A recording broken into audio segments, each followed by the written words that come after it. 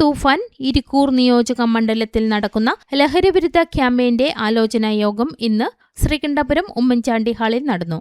ലഹരിക്കെതിരെ കേരള സർക്കാർ നടപ്പിലാക്കുന്ന ഓപ്പറേഷൻ തൂഫാൻ ക്യാമ്പയിന്റെ ഭാഗമായി ജൂലൈ 18-ന് ആഭ്യന്തരമന്ത്രി രമേശ് ചെന്നിത്തല ഇരിക്കൂർ നിയോജക മണ്ഡലത്തിലെ ശ്രീകണ്ഠാപുരത്ത് എത്തിച്ചേരും. ഇതിന്റെ ഭാഗമായി വിപുലമായ ഒരുക്കങ്ങളെക്കുറിച്ചുള്ള ആലോചനാ യോഗമാണ് ഇന്ന് ശ്രീകണ്ഠപുരം ഉമ്മൻചാണ്ടി ഹാളിൽ നടന്നത്. MLA സജി ജോസഫ് പരിപാടി ഉദ്ഘാടനം ചെയ്തു. Kannur rural SP Umesh Goyal IPS അധ്യക്ഷത വഹിച്ചു.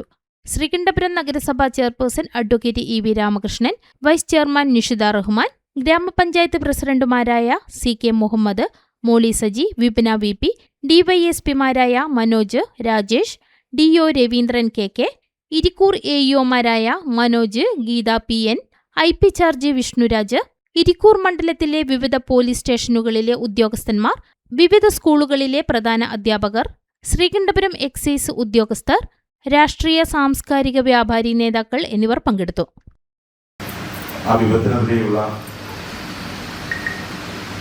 ഒരു ജനകീയ മുന്നേറ്റം കേരളത്തിൽ സംഘടിപ്പിക്കുക എന്ന ലക്ഷ്യത്തോടെ സംസ്ഥാന സർക്കാർ ഓപ്പറേഷൻ തൂഫാൻ എന്ന വലിയ ബൃഹത്തായ ഒരു പദ്ധതി ആവിഷ്കരിച്ച് നടപ്പിലാക്കിയാണ്. നമുക്കറിയാം,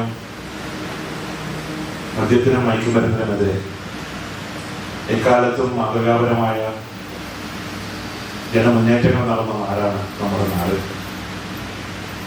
അതുകൊണ്ട് തന്നെ ആ വിപത്തിനെ ചെറുക്കാനും നിയന്ത്രിക്കാനും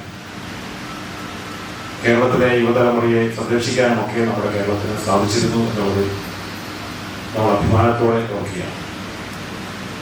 പക്ഷെ വർത്തമാന കാലഘട്ടത്തിൽ ലോകം മുഴുവൻ നേരിടുന്ന വലിയ ഒരു പ്രതിസന്ധിയാണ് നമ്മയും തുറിച്ചു നോക്കുന്നത്. ചിലപ്പോഴൊക്കെ നമ്മൾ ബ്ലെയിം ചെയ്തിരുന്ന മറ്റ് സ്റ്റേറ്റുകളെക്കാൾ കൂടുതൽ പലപ്പോഴും we were blaming Punjab and other states. Punjab is his native state. We were blaming other states regarding the use of misuse of this narcotics. But presently, the Kerala also facing the problem. നമ്മുടെ കേരളത്തിലാണ് ഏറ്റവും കൂടുതൽ വലിയൊരു വളർച്ച ഈ രംഗത്ത് ഉണ്ടാകുന്നതെന്ന വലിയ വാർത്തയാണ് നമ്മളെല്ലാം കേൾക്കുന്നത്.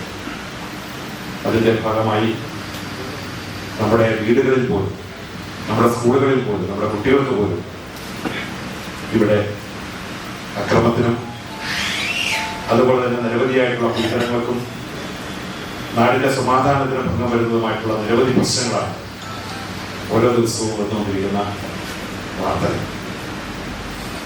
ഈ പശ്ചാത്തലത്തിലാണ് നമ്മുടെ ഗവൺമെന്റുകൾ, മാറി മാറി വരുന്ന ഗവൺമെന്റുകൾ വിവിധങ്ങളായിട്ടുള്ള പദ്ധതികൾ ആവിഷ്കരിച്ചു എന്നുള്ളത് യാഥാർത്ഥ്യമാണ്. പക്ഷെ നമുക്ക് കുറേയൊക്കെ അതിനെ നിയന്ത്രിക്കാൻ സാധിച്ചിട്ടുണ്ടെങ്കിലും അതിൻ്റെ ഏറ്റവും പ്രധാനപ്പെട്ട റൂട്ട് കോസിലേക്ക് നമുക്ക് പോകാൻ സാധിച്ചിട്ടില്ല.